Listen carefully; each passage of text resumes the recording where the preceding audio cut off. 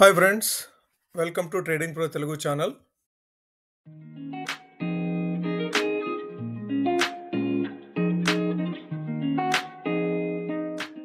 Friends, stock మార్కెట్లో ఈ crashes అనేవి అప్పుడప్పుడు వస్తూ ఉంటాయి.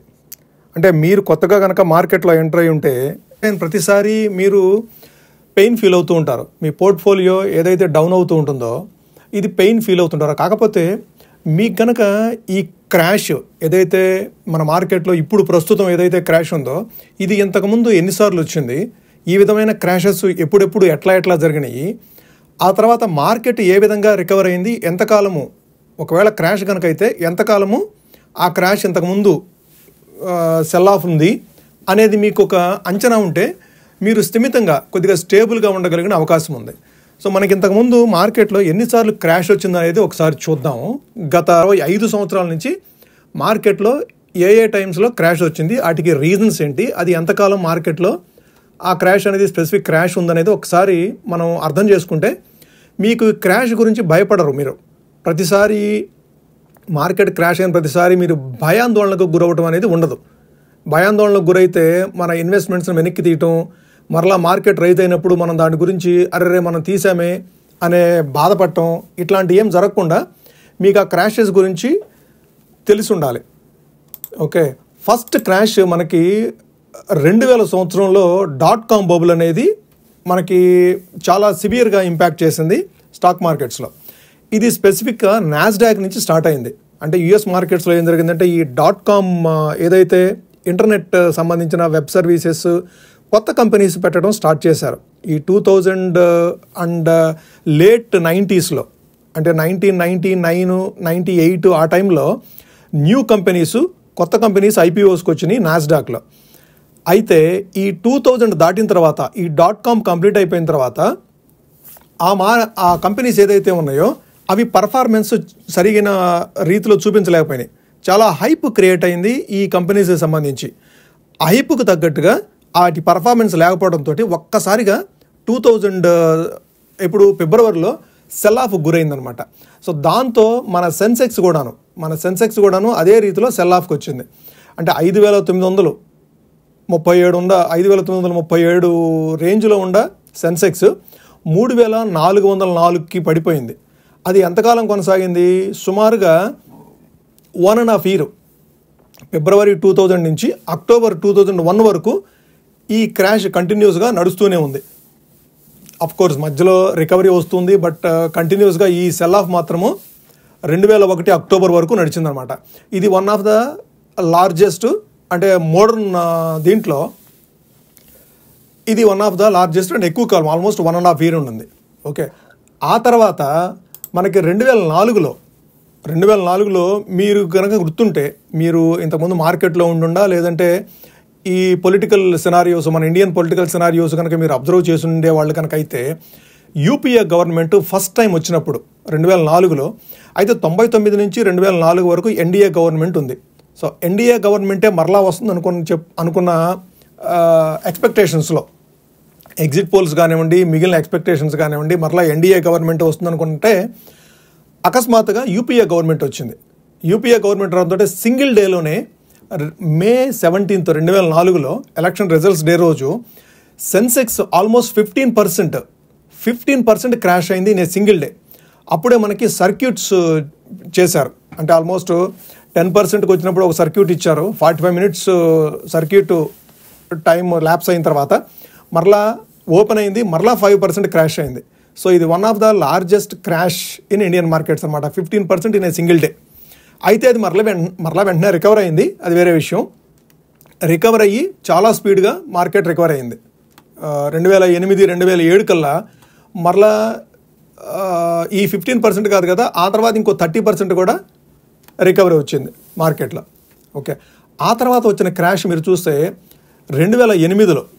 సో 2008లో ఏంటంటే ఇది మనకి ఏదైతే నిన్న జరిగిందో బ్లాక్ మండే లాగా, అదే రోజు January 21, 2008లో కూడా బ్లాక్ మండే లాగా ఫామ్ అయిందనమాట.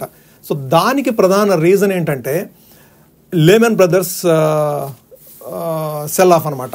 సో ఈ లేమన్ బ్రదర్స్ సెల్ ఆఫ్ ఏంటంటే 2007, 2008లో ఈ .com బబుల్ 2000 తర్వాత ఈ .com బబుల్ తర్వాత మార్కెట్ రికవర్ అయిన సందర్భంలో చాలా ఎక్కువ మందికి హౌసింగ్ లోన్స్ తీసుకోవడం స్టార్ట్ అయింది. సో విపరీతంగా ఇంట్రెస్ట్ రేట్లు తగ్గిపోవడంతో అందరూ యుఎస్లో, స్పెసిఫిక్గా యుఎస్లో ఇంట్రెస్ట్ రేట్లు తీసుకోవడం ఎక్కువైపోయిందన్నమాట. సో ఇంట్రెస్ట్ రేట్లు తగ్గటం వల్ల హోమ్ లోన్స్ తీసుకోవడం ఎక్కువైపోయింది. ఎక్కువ మంది హోమ్ లోన్స్ తీసుకొని హోమ్స్ పర్చేజ్ చేసి స్లోగా గ్రాడ్యువల్గా రిసెషన్ రావడంతో 2007, 2008 రిసెషన్ రావడంతో స్లో డౌన్ అవడంతో ఏం జరిగిందంటే ఈ రీపేమెంట్ అనేది తక్కువ చేస్తూ వచ్చారనమాట. ఓకే, ఆ రీపేమెంట్ తక్కువ అవటం వల్ల లేమన్ బ్రదర్స్ అనే బ్యాంకింగ్ వ్యవస్థ అది బ్యాంక్రప్సీకి వెళ్ళింది. ఓకే, సో దాంతో వరల్డ్ వైడ్గా ఈ క్రైసిస్ అనేది స్టార్ట్ అయిందనమాట. సో అది ఆల్మోస్ట్ 2008 నుంచి 2009 వరకు కూడాను ఇది ఈ లేమన్ బ్రదర్స్ క్రాష్ అనేది almost 1 year, I can say 1.5 year వరకు. సో ఇది కూడాను లాంగ్ టర్మ్ సస్టైన్ అయింది మార్కెట్లో. ఓకే, సో ఇది మీకు గుర్తుండి ఉండొచ్చు. 2008, 2009లో మన సత్యం రామలింగరాజు కూడా 2009 స్టార్టింగ్లో సత్యం రామలింగరాజు మన సత్యం సంస్థ అంటే మిస్చీఫ్ చేయటం వల్ల అది కూడాను మన ఇండియన్ మార్కెట్స్కి బాగా సివియర్గా హిట్ చేసింది. సో అది కూడాను కొద్ది రోజులు కంటిన్యూ అయింది మన ఇండియన్ మార్కెట్స్లో.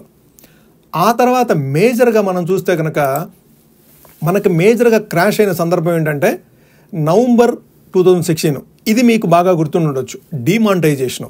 సో మన ప్రధానమంత్రి గారు, ఇప్పుడు ఎవరైతే మనకి ప్రధానమంత్రిగా ఉన్నారో నరేంద్ర మోడీ గారు 2016 నవంబర్ 8వ తారీఖున డిమానిటైజేషన్ డిక్లేర్ చేశారు. ఈ డిమానిటైజేషన్ డిక్లేర్ చేయడంతో మార్కెట్లో కన్ఫ్యూజను. సో అసలు ఏం జరుగుతుంది? సో ఈ 1500 రూపీస్ కనుక బ్యాన్ చేస్తే నెక్స్ట్ ఏం జరుగుతుంది, కరెన్సీ ఎట్లా ఉంటుంది, అందరూ వెనక్కి ఇవ్వడానికి ఎగబడతారు కదా. సో సర్క్యులేషన్ అంటే మార్కెట్లో మనీ సర్క్యులేషన్ అనేది తగ్గిపోతుంది. దాని మూలంగా ఒక్కసారిగా 5.9% క్రాష్ అయింది సెన్సెక్స్లో. సిగ్నిఫికెంట్ ఇంపాక్ట్ వచ్చింది మన ఇండియన్ స్టాక్ మార్కెట్స్ మీద. ఓకే, సో ఇది వన్ ఆఫ్ ద మేజర్. అయితే దీని తర్వాత మార్కెట్స్ చాలా ఫాస్ట్గా రికవర్ అయినాయి. అంటే స్టేబుల్ గవర్నమెంట్ ఉండడం కావచ్చు, మరలా 2019లో అదే గవర్నమెంట్ మరలా ఫామ్ చేయడం కావచ్చు, ఏదైనా కానీ మరలా చాలా స్పీడ్గా మార్కెట్స్ రికవర్ అయినాయి ఈ స్టేజ్ నుంచి కూడాను. ఆ తర్వాత మనకి 2020లో మీకు అందరికీ తెలిసే ఉంటుందండి కోవిడ్ క్రాష్. సో March 2 నుంచి సివియర్గా ఇంపాక్ట్ అయింది. సో ఆల్మోస్ట్ 33% డ్రాప్ అయింది మనకి సెన్సెక్స్. అయితే సెన్సెక్స్ 33%, 38,910 నుంచి 25,980 వరకు, అంటే సుమారుగా 33% ఇన్ ఏ మంత్. సో ఒక నెల రోజుల్లో 33% అంటే మీరు చూసుకోండి. అది ఆల్మోస్ట్ నవంబర్ 2020 వరకు కొనసాగింది. ఇది మార్చిలో స్టార్ట్ అయింది. మార్చిలో స్టార్ట్ అయ్యి ఈ క్రాష్ ఆల్మోస్ట్ నవంబర్ వరకు అప్రాక్సిమేట్గా 6 months 7 months ఇది కంటిన్యూ అయింది. సో ఆ తర్వాత మీకు అందరికీ తెలిసిన విషయమే. సో మార్కెట్స్ 2021 నుంచి రికవరీ అవుతూ 2024 అక్టోబర్ వరకు మనకి చాలా స్పీడ్గా రికవర్ అవ్వడం స్టార్ట్ అయింది.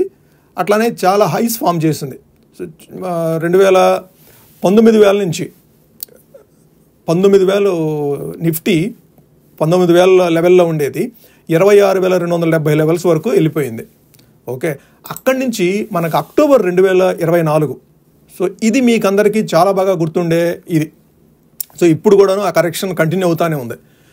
లాస్ట్ 6 months నుంచి సెప్టెంబర్ ఎండ్ నుంచి అంటే అక్టోబర్ స్టార్టింగ్ నుంచి 26,270 లెవెల్స్ నుంచి ఇప్పుడు ఏదైతే మనం చూస్తూ ఉన్నామో 21,900, లేదంటే నిన్న అయితే మండే అయితే 21,750 వరకు లో ఫామ్ చేసింది. మనం ఫైనల్గా మాట్లాడుకోవాల్సింది మన ట్రంప్కు సంబంధించిన క్రాష్. మనకేదైతే నిన్న మొన్న మనం క్రాష్ చూస్తూ ఉన్నామో గ్లోబల్ మార్కెట్స్లో, ఇది మన మ్యాన్ మేడ్ క్రాష్. అంటే ఇంతకుముందు అన్ని సందర్భాల్లో కూడా మనకి .com బబుల్ కావచ్చు, లేదంటే ఎన్డీఏ గవర్నమెంట్ విన్ అయింది 2004లో కావచ్చు, లేదంటే లేమన్ బ్రదర్స్ ఇది కావచ్చు, డిమానిటైజేషన్ కావచ్చు. డిమానిటైజేషన్ కూడా కొంతవరకు మ్యాన్ మేడ్ క్రాష్ అని చెప్పుకోవాలి. అంటే సడన్ డెసిషన్స్ వల్ల, అంటే మార్కెట్లో సడన్ డెసిషన్స్ వల్ల మార్కెట్ డైజెస్ట్ చేసుకోవడానికి టైం దొరకపోవటం వల్ల మార్కెట్స్ క్రాష్ అవుతూ ఉంటాయి. డిమానిటైజేషన్ది ఒక కైండ్ ఆఫ్ క్రాష్. అట్లానే మన కోవిడ్ది మనకి సడన్గా బర్స్ట్ అయింది అది. సో అది న్యాచురల్ క్రాష్, అంటే న్యాచురల్ క్రైసిస్ వల్ల వచ్చిన క్రాష్ అది. October 24 అంటే వాల్యూషన్స్ హై వాల్యూషన్స్లో ఉన్నాయని చెప్పేసి మన ఎఫ్పిఐస్ కానీ లోకల్ ఇన్వెస్టర్స్ కానీ సెల్ ఆఫ్ వల్ల వచ్చిన క్రాష్. ఇది స్పెసిఫిక్గా April 2025లో మనకు వచ్చిన క్రాష్ ఏంటంటే స్పెసిఫిక్గా మ్యాన్ మేడ్ క్రాష్. అది కూడా ట్రంప్ ట్రిగ్గర్ చేయడం వల్ల, ట్రంప్ ఈ టారిఫ్స్ ఏదైతే రెస్ట్ ఆఫ్ ద వరల్డ్ మీద ఎప్పుడైతే ఈ టారిఫ్స్ ఇంపోజ్ చేయడం స్టార్ట్ చేశాడో మనకు ఒక్కసారిగా గ్లోబల్ మార్కెట్స్లో క్రాష్ స్టార్ట్ అయింది. థర్స్డే నైట్ స్టార్ట్ అయిపోయి ఫ్రైడే కంటిన్యూ అయింది. ఫ్రైడే చైనా రెసిప్రోకల్ టారిఫ్స్ విధిస్తానని చెప్పి డిక్లేర్ చేయడంతో అది కంటిన్యూ అయింది. మండే అది బ్లాక్ మండే కింద, వన్ మోర్ బ్లాక్ మండే కింద ఇది టర్న్అవుట్ అయింది. సో అయితే మన మార్కెట్స్ కొద్దిగా అంత విపరీతమైన సెల్ ఆఫ్ గురి కాలేదు కానీ, బట్ ఓవరాల్గా వరల్డ్ వైడ్గా మార్కెట్స్ మాత్రం విపరీతమైన సెల్ ఆఫ్కి గురైనాయి అక్రాస్ ద గ్లోబ్.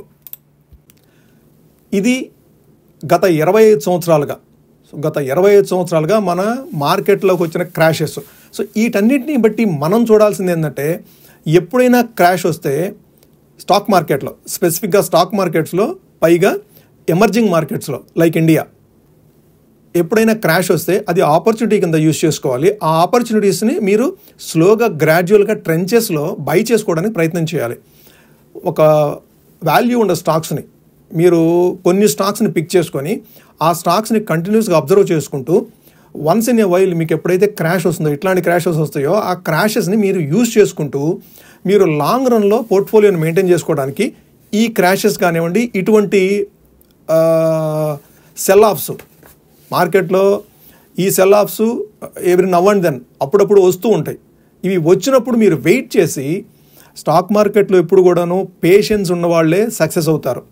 మీరు వారెన్ బఫెట్ని తీసుకోండి, రాకేష్ జుంజునవాలాని తీసుకోండి, వాళ్ళు హడావుడిగా తెల్లారు లేగిస్తే మార్కెట్లో జంప్ చేసేసి ఏదో విపరీతంగా కొనేద్దామని చెప్పేసి ఎప్పుడు ఉండదు. వాళ్ళు స్లో అండ్ స్టడీ ఆ కంపెనీని స్టడీ చేస్తూ ఎప్పుడు ఆ కంపెనీ రైట్ వాల్యుయేషన్స్కి వస్తుందో అప్పుడు మాత్రమే వాళ్ళు పర్చేజ్ చేస్తారు.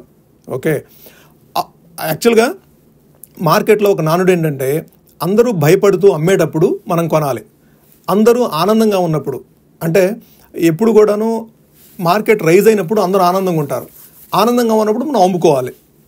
ఓకే, సో ఎప్పుడు భయపడుతూ ఉన్నారంటే, మార్కెట్లో అందరూ అమ్ముకుంటూ ఉన్నారంటే అది ఒక ఆపర్చునిటీ.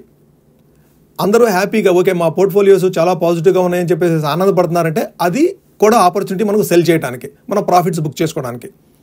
అదే మీరు చూస్తూ ఉంటారు గత 4-5 సంవత్సరాల నుంచి ఈ సైకిల్స్ మీరు ఎప్పుడు అబ్జర్వ్ చేస్తూ ఉంటారు. ఓకే, సో ఆ విధంగా మీరు ఇన్వెస్ట్మెంట్ కనుక ప్లాన్ చేసుకోగలిగితే మనం ఎప్పుడు కూడాను సక్సెస్ ట్రాక్లోనే ఉంటాము. స్టాక్ మార్కెట్లో సక్సెస్ అవ్వాలి అంటే లాట్ ఆఫ్ పేషెన్స్ కావాలి. ఆ పేషెన్స్ని ఉంటే మాత్రమే మనం స్టాక్ మార్కెట్లో సక్సెస్ అవుతాం. ఓకే, సో ఈ క్రాషెస్ని మీరు గుర్తుపెట్టుకొని ఎప్పుడైనా క్రాష్ వస్తే అది ఆపర్చునిటీ కింద చూడండి. క్రాష్ అనేది మీకు మిమ్మల్ని డిస్టర్బ్ చేయకూడదు. మీరు ఎప్పుడు క్యాష్ ఎప్పుడు మీ దగ్గర 1 lakh మీ పోర్ట్ఫోలియో వర్త్ కనుక అయితే ఎప్పుడు 20,000 to 25,000 మీ దగ్గర క్యాష్ ఉండాలి. ఎప్పుడు క్యాష్ ఉండాలి. ఎప్పుడు మీ కంప్లీట్గా 100% మీ క్యాష్ని మార్కెట్లో ఉంచొద్దు. ఎప్పుడు ప్రాఫిట్స్ వచ్చినప్పుడు మీరు తీసుకుంటూ మీ క్యాష్ని మెయింటైన్ చేసుకుంటూ కంటిన్యూస్గా మీ పోర్ట్ఫోలియోస్ని హెల్తీగా మెయింటైన్ చేసుకోవాలి. ఓకే, సో అది ఫ్రెండ్స్, మరొక మంచి వీడియోస్తో మళ్ళీ మీ ముందుకు వస్తాం. Thank you.